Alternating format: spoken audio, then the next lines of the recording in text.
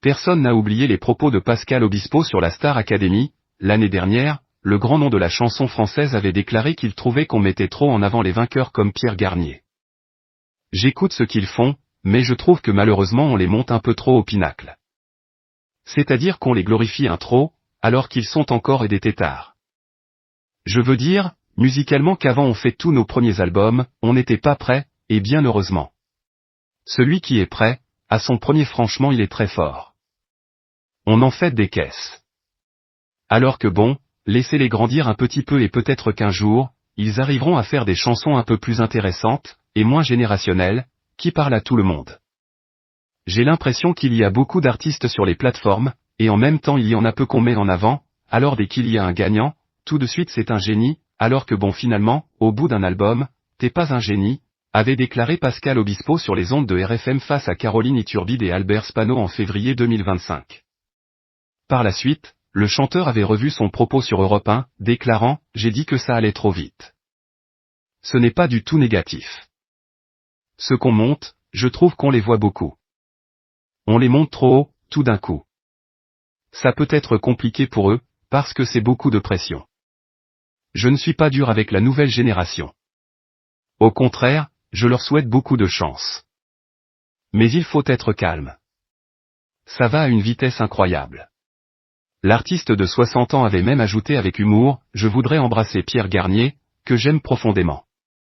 On est produit par le même producteur et franchement il ne faut pas lire ce qu'il se raconte dans la presse, sur les réseaux sociaux.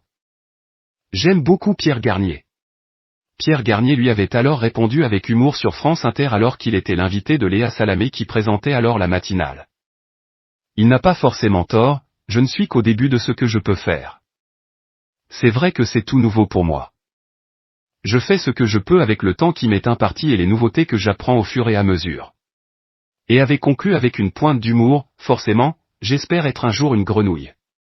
Samedi 17 janvier 2026, Pascal Obispo était l'un des invités du prime de la Star Academy qui s'est soldé par l'élimination de Bastien et la qualification en demi-finale d'Ambre, Sarah et Victor, Léa ayant déjà décroché sa place. Le chanteur aux lunettes a interprété avec Ambre, Sarah et Bastien plusieurs de ses chansons lors de la deuxième phase de l'émission, Sarah sur Tu trouveras, Ambre sur Mourir demain, Bastien sur Fan.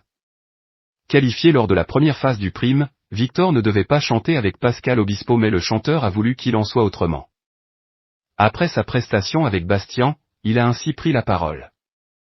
Y a un truc que je comprends pas dans les règles, a alors lancé Pascal Obispo, laissant Nikos Aliagas surpris, ne sachant pas ce qu'allait faire son invité.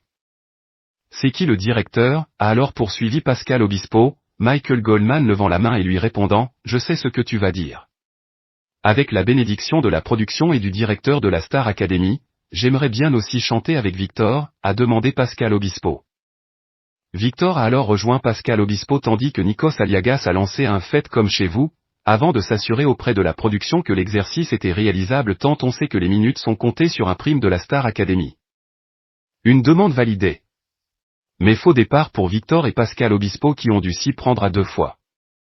C'est plus ce que c'était le show business, a commenté Nikos Aliagas. Tu sais pourquoi, c'est parce que je suis ému, a répondu Pascal Obispo. Le chanteur et Victor ont fini par chanter ensemble L'envie d'aimer, un moment de douceur malgré son imprévisibilité. Du côté des audiences, nos confrères de Pure Média rapportent que ce prime de la Star Academy a attiré 2,84 millions de téléspectateurs soit 16,6% de PDA sur l'ensemble du public et 33,1% de PDA sur les FRDA, 50 de 21h12 à 22h21 puis 2,76 millions de téléspectateurs soit 23,0% de PDA sur l'ensemble du public et 39,0% de PDA sur les FRDA 50 de 22h29 à 23h51.